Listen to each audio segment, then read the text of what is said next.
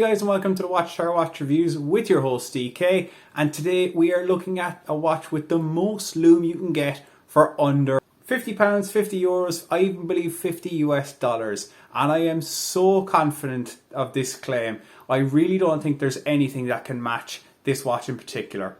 What is this watch? Well, it is a Lorus field watch. You might have seen other reviewers do something on this one, and I've been holding off a little bit. I actually didn't buy this watch. Well, that's not quite true. I bought one of these watches and sold it to Paul at time in the UK. His wife was actually looking for a smaller watch, and this fit the bill nicely. But I was then gifted a watch, the same watch back, by one of the guys in our group of watch reviewers. We decided to do a Secret Santa style thing where you were given a budget of, I'm trying to remember, was it €50 or £50? I think it might have been £50. No limits as to what you could get, so long as it was a watch that you thought that they might get a review out of and that they might actually wear. So I received two watches. I received this Lorus and I received a SKME Homage of a G-Shock. Anyway, this watch is a Secret Santa gift from one of the guys in the watch review to me, and I'm not going to waste any more time. We're going to get into the review and we're going to see that insane level of lume. Let's get to it. No unboxing today, so I thought I'd give you a colour show. My Addies Live Green Sumo, my Dollar SKX Homage, and my Orient Kamasu in red. That's the most colourful watches I have, and I'm going to be reviewing all three pretty soon. So this is the watch in question, the Lorus Field Watch. I'll drop the code down below. And also, this is my Lorus chronograph, which I'm actually looking to sell at the moment. It's up on Facebook Marketplace, but if you're interested, give me a shout. So, the watch in question, well, dimensions are pretty small today, 37mm in diameter. It's listed as 36 by Make 37 and just 39.2mm at that crown. Very, very small, 42.6mm lug tip to lug tip with drilled lugs, 18mm lug width, no taper on that single pass NATO it's provided with. It is just 8.3mm thick in the case, and the weight is just 43 grams. Super lightweight, super comfortable on, and just so compact and easy to wear. This actually suits men and women, so I would classify this as a unisex watch, as both can wear very easily. Specifications on this one, well, it is all stainless steel, would you believe. It's actually a sort of brushed or sandblasted finish on the case. The crown is high polish, the bezel is again brushed, and a high polish case back as well. Very, very nice. You can see there with those drilled lugs, it is this sort of sandblasted, bead blasted, brushed finish, and it's really, really nice. Takes away from the high shine as well, making this watch look a little bit more expensive than it actually is. Again, you get high polish on the crown and high polish on the case back. Fixed bezel, so as you can see there, just for comedic effect, trying to turn it, there is no turn on that. It is not a dive watch. You do want to get mineral crystal, and it is a flat piece of mineral crystal. It doesn't actually specify if it's hardlex, the Seiko hardlex, but I don't think it is. It's some variant of mineral crystal. No anti-reflective coating either, but again, what do you expect for 50 quid really? The NATO it comes with is a single pass nylon NATO in grey with reinforced holes. You can see there that sort of leather effect. I'm guessing, I don't think it's actually leather. Keeping it nice and strong, and should prevent fraying of putting it through when you put the pin through on the buckle. Very nice as well that it's a single pass rather than a double pass, because it does take away any thickness you might have. However, if you want to bulk it up a little bit, a double pass NATO will just give it an extra mil or two. The signed case back with the Lorus or the Seiko Wave. This is part of the Seiko branding of the Seiko family, of course, and it is a high polish case back. Now it's screw down, and it is a push-pull crown, giving this one 100 meters of water resistance, so you could take this swimming if you wanted, no problems at all.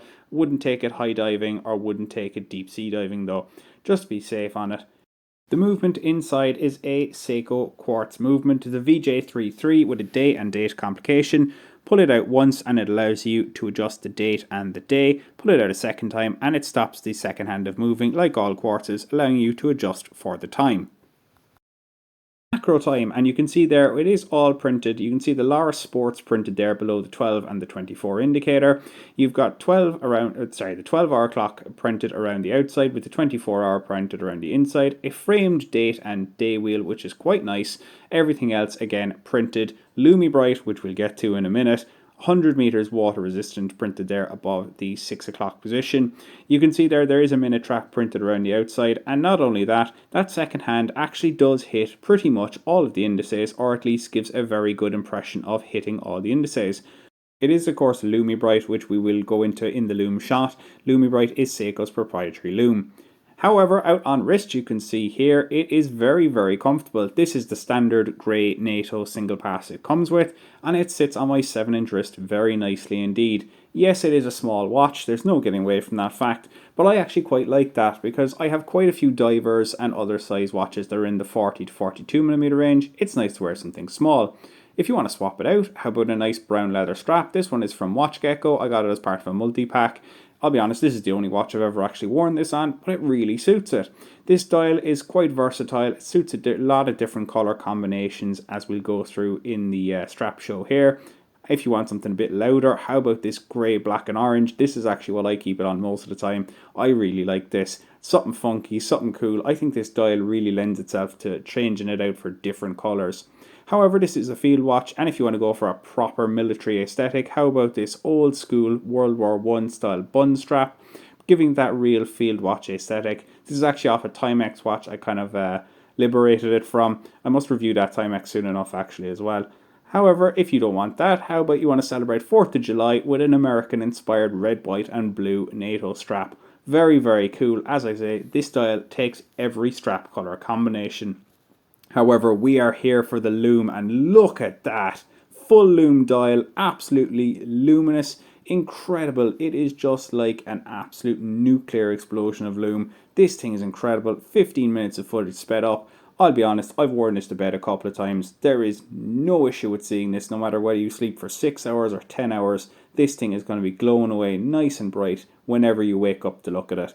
It is fantastic. No loom on the hands, of course, because with a full loom dial, you actually don't want loom on the hands because it will start to blend in. So you can see there those black hands showing up against the loom dial, even towards the end of the 15-minute test footage. And I'll be honest, in person, this thing was still glowing away merrily. So likes and dislikes on this one, and I'm going to start with likes because there's plenty more of those than there are of dislikes.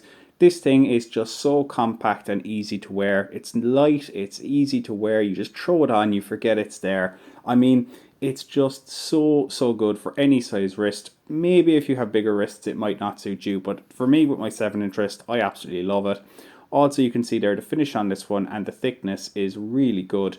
And it's incredible because it doesn't seem like it's an incredibly small watch, but then when you compare it to, say, this, my Timex Expedition, which I think is a 40.5mm diameter, it looks so small and almost cute, to be honest. I think this would suit men and women, kids, everyone should have one of these.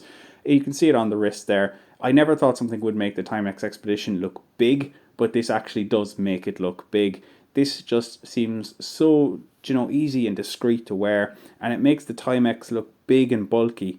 And again, they're both quartz watches, they're both cheap and cheerfuls, they're both around the 50 quid mark, but one just seems so much bigger than the other when you put them side by side. It is incredible. The Timex just looks unwieldy now that I've put it on, and I just find that so strange. I do still like the Timex, but the Lorus is after replacing it as my budget field watch of choice, if I'm honest.